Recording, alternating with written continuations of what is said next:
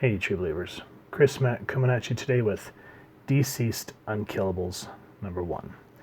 Now, I read the first issue of DCeased, the main event title, but sadly, just because of Marvel and DC's business practices, I am so event fatigued out that anytime I hear the next big event, I'm like, nope, I do not care. I honestly think the last event that I gave any semblance of whoop-de-doo about was what was that called? Secret Wars, way back when. What was that now? 2015, 2014, something like that. But since then, I don't care. Anyway, so I read the first issue of DCeased, and it wasn't bad. I mean, I've read worse, and I think for me, it was just the zombie shtick has run its course for me. I love The Walking Dead and Z Nation and all that stuff, but I just feel like it was just too oversaturated in the media at the time for me to really care. So I was like, no. Now, when I saw that they were releasing this Unkillables, I went, oh God, what is this? And I wasn't even going to touch it with a 10-foot pole. But thankfully, and this is what I like, is my local comic shop, whenever something new comes out, they'll at least stick like the first issue or like an issue of it in my box to have me try new things. And I'm glad they did, because I saw this and I was initially going to give it back, because if it's something that doesn't interest me, I'll just be like, I appreciate it, guys, but no thank you. And they'll be like, oh, no worries. But I'm glad I kept this. I'm like, I'll keep it because the cover looks cool. And I'm glad I did, because this was actually a really good read. And I'll explain as we go through this. But I just kind of want to give some backstory on what I initially thought of the main event. And what really kind of kept me going is we open up on Deathstroke, and my book's trying to let gravity get a hold of it. And this goes back to the beginning of the DCeased event, like the early days. So like right here, it says day 1 of the anti-life virus. And for those of you that did not read DCeased, what happened is Apocalypse kidnapped Cyborg.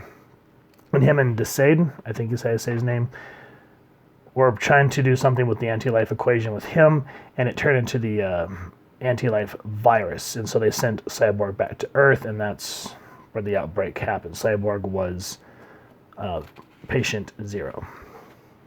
So Deathstroke's supposed to have a contract here at this church. And as he's going up to the door, you see this dude jump out of the window. And he says, and this is when things got weird. It says, Slade Wilson was used to seeing people run. And just the crack. Ah. But he hadn't seen a lot of people trying to run, on clearly shattered legs. Ow, ow, ow, ow, ow. Just seeing stuff like that makes me scream, because I had leg issues in high school. Anyway, brings up a lot of PTSD. So anyway, Slade runs into a bunch of particular types of zombies. What kind? Well, read the book. And it just gets violent, just slunk. And so Slade says, okay, well, I need to renegotiate my contract. So he goes look at his screen. And well, here Tom Taylor says, and this was the end of Slade Wilson's story, because you see Slade start to go mad with the anti-life virus. And it says, and that was the end of his story. However, some other really weird, crazy things happen, because we jump into day 2 of the anti-life virus. And of course, as I said, this is written by Tom Taylor, penciled by Carl Mostert, I think is how you pronounce it. Inked by Trevor Scott and Neil Edwards and John Livesley. Colored by Rex Locus, that is an epic name. Lettered by Saida Timofonte, I think. And here's everyone else associated with the book. Now this is an interesting panel here, so I don't want to give it away. So we're just going to cut into what happens next. We follow Jason Todd, because in the main DCeased book, we kind of see what happens with Batman, Nightwing, Alfred, etc., so forth. So this is kind of Jason's story here. And we see this panel. Now, I don't want to get too much into this paneling yet, but what I want you all to do is pay attention to the bodies here, especially this one right here. Just kind of put a pin in it, and we will talk about this in a moment. But I like how Jason's kind of taken aback, and he goes, I thought You of all people. Because, you know, Batman is out. And so Jason goes into making a grave for his family, because even though he's always been kind of like the black sheep, this is still his family and the only family he's ever really known. So it kind of gets sort of like Mad Max, because, you know, it's just a dog and his boy. A dog and his boy. Yeah, we'll go with that. And he jacks the Batmobile, because that's like the one main source of defense in this type of world. This is what you want. However, as you saw, he was making headstones for his family. Now check this out. This is the one he does for Bruce. Bruce Wayne, father, mentor, bastard, Batman. Whew. Now that's kind of a really rough epithet. But because it's Jason Todd, that's what else would you expect from him? You know what I mean? Just choo. But, you know, him and Bruce have got bad blood ever since Jason came back from the dead and saw that he had not killed the Joker. So if you're interested about that, make sure to go read Under the Red Hood story arc. Now, we follow Rose Wilson, which is Slade's daughter. And, yeah, she has these premonitions. That's her power. And she's afraid to leave her apartment, but a certain someone tells her to come to the roof. And we are introduced to a zombie man-bat. So that's real intense. And then I don't want to give any of that away. So suffice it to say, what happens is we are introduced to Mirror Master, you know, who uses the mirror dimension to go through different places as teleportation. And so he offers them to come to the mirror dimension. And he's saying these special goggles I gave you will help protect you from the anti-life virus. But you may want to close your eyes anyway, because the end of the world isn't a pretty sight. So here we are in the mirror universe. And just these glimpses of what's going on in reality right now, of all these zombies and whatnot. Just rough stuff to look at, you know what I mean? Now, I guess this would be a good point to explain why I like this book and why this did not set off my event fatigue and my burnout on zombies. So, in terms of the zombies, I think it's because in DCeased, you know, there's blood and gore everywhere. At least the first issue, because like I said, that's all I've read. And it felt like there was a heavy focus on that. As where this, as you can see, you're starting to focus on the survivors. And the zombies are just kind of like a plot device. You know, they're not the main focus. They're just kind of used to build tension and moments of terror. And so that's what I like about this book in that terms, is you're starting to see who survives, who are these characters and whatnot. So we are introduced to Vandal Savage, and he's starting to bring all of these characters together. And some of my favorites, I mean, we got Grundy, we got Cheetah, Captain Cold, Lady Shiva, Bane, and then, of course, my personal favorite, Deadshot, and then, of course, the two he just added, which are some of my other favorite characters. And there's a specific reason he's bringing this group together. What is it? Read the comic. Now, we go back to Gotham City, and we see Cassandra Cain. So this is another kind of continuity area that kind of throws me off, is because I'm wondering what universe this is supposed to be. Because in the Rebirth universe that we're going through right now, Cassandra Cain is orphan if you're reading Batman and the Outsiders, which I'll make sure you get my video reviews up of that soon again. But right here, she's Batgirl. And that was pre-Flashpoint. So I wonder if that's where Tom Taylor is going with this.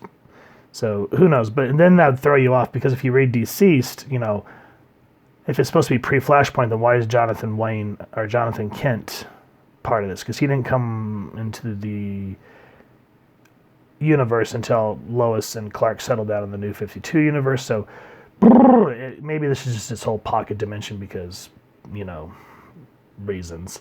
But anyway, that's okay, because I liked Cassandra Cain as Batgirl. I really liked her ninja design of that. Now check this.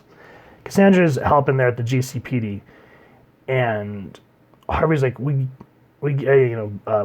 Gordon's saying we need to get in a cell, and Harvey's like, if we get in a cell, we're trapped. And Gordon says, we'll be trapped, but it buys us time.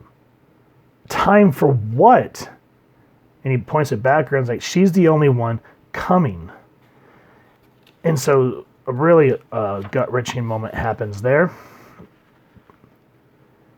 And then just boom, here comes the Batmobile, and Gordon's like, Batman.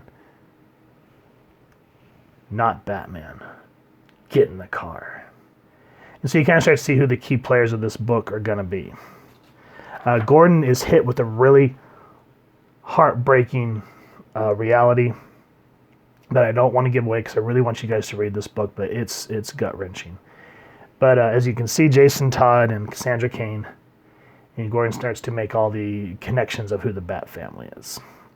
Now, check out this art. It reminds me, as I said, the artist is, I always forget after I go through it. Frank Moritz is what I think I said.